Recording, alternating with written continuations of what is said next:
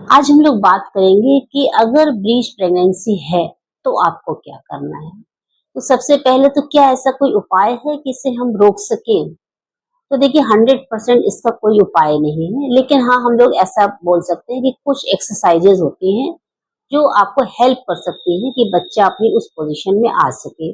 जैसे आपका तितली एक्सरसाइज होती है, बटरफ्लाई एक्सरसाइज, या फिर जैसे हम लोग इंडियन जो कमोट होता है, जो हमारा वॉशरूम होता है, उसमें जिस पोजीशन में बैठते हैं, तो इस तरह की पोजीशंस जो होती हैं, या जो हमारा योगा होता है, कभी कभी ये हेल्प करता है कि बच्चा अपनी पोजीशन पे आ जाए। लेकिन ऐसा जरूरी नहीं कि बच्चा उस पोजीशन पे आ जाए।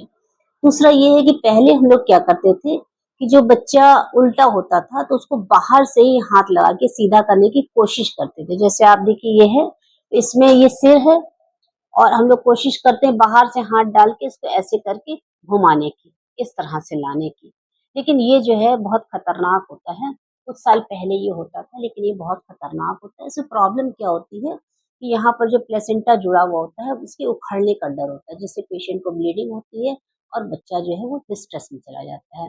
दूसरी भी प्रॉब्लम्स होती है बहुत सारी, जैसे यूट्रसिस के फटने का भी डर होता है। तो ये बड़े गंभीर इसके परिणाम हो सकते हैं, इसलिए अब हम लोग इसको नहीं करते हैं, ये ऑब्सोलीट है, इस तरह की चीज़ों को हम लोग नहीं करते हैं। तो हम लोग को करना क्या होता है, पहले तो हमको देखना होता है, मॉनिटर करना होता है कि हमारी प्रेगनेंसी किस टाइम पर है। अगर अर्ली प्रेगनेंसी है तो हम लोग को बिल्कुल परेशान नहीं होना है, क्योंकि ज़्यादातर बच्चे जो होते हैं वो 35 वीक्स के आसपास जो है वो सीधे हो जाते हैं। और अगर 35 वीक्स के बाद भी सीधे नहीं हुए हैं, तो बेहतर होता है कि हम ऑपरेशन की तरफ बढ़ें।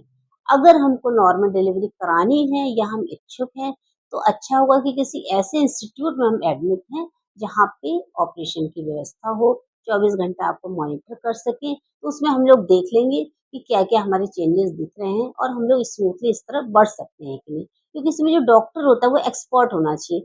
मान लीजिए ये आपका नीचे गया, पैर बाहर आ गया, कुछ आपका ऐसा इवेंट हो गया, तो तुरंत ऑपरेशन की व्यवस्था होनी चाहिए। वहाँ एक्सपर्ट डॉक्टर होना चाहिए, सारा अरेंजमेंट होना चाहिए। या मान लीजिए ऐसे निकला लेकिन हेड फँस गया, तो इसमें भी बहुत सारे मैनूवर होते हैं जिससे हम लोग इस हेड को निकाल लेते हैं। क्योंकि बॉडी के निकलने और हेड के निकलने में 5 मिनट से ज़्यादा अगर डिफरेंस होगा तो बच्चे की जान को खतरा होगा। तो इसलिए बहुत इम्पोर्टेंट है कि आप समझें कि आपको अगर ब्रीच प्रेगनेंसी है तो ये किस फेज़ में है, आपका कौन-सा टाइम प्रेगनेंसी का है। अगर अर्ली है तो आप बिल्कुल मत घबराइए।